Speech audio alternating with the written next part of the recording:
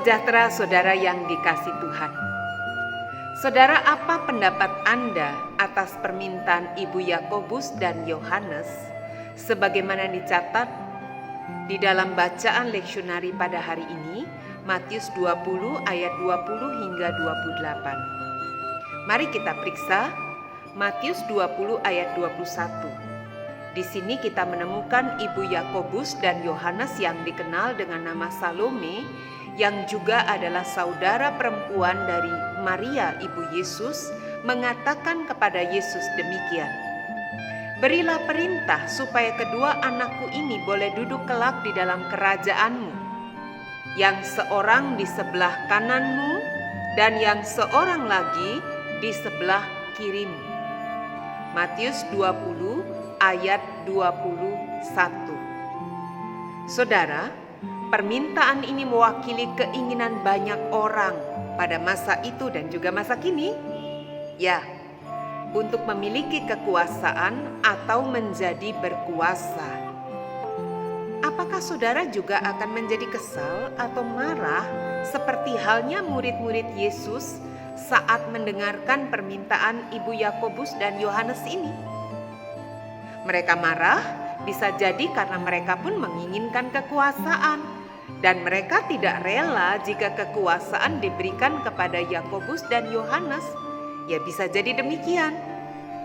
Menariknya, di sini kita tidak menemukan bahwa Yesus marah. Namun dengan sabar Yesus menanggapi permintaan mereka.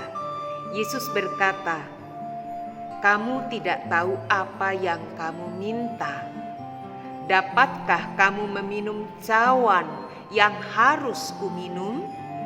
Matius 20 ayat 22. Mereka menjawab dengan spontan, "Kami dapat." Ya, agaknya tanpa berpikir lagi. Namun Yesus tetap dengan sabar menanggapi mereka.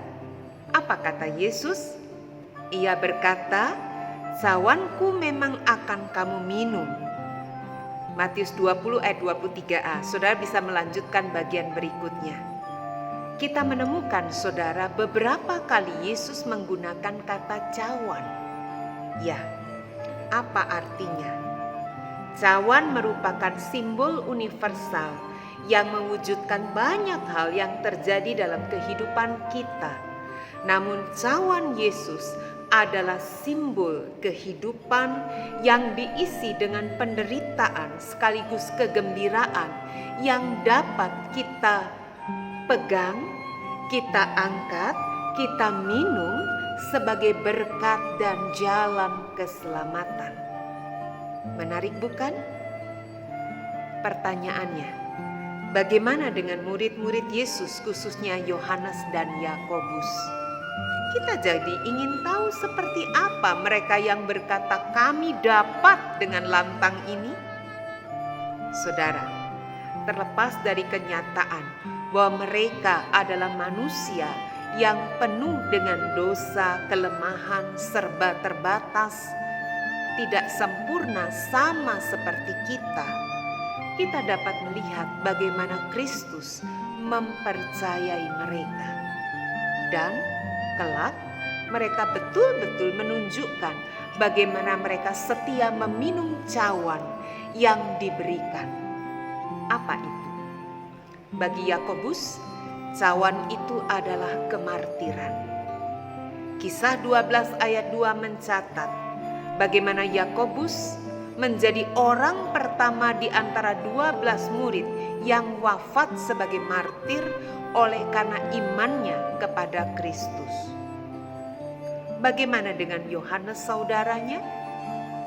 Ia mencapai usia lanjut di Efesus dan wafat menjelang usia 100 tahun.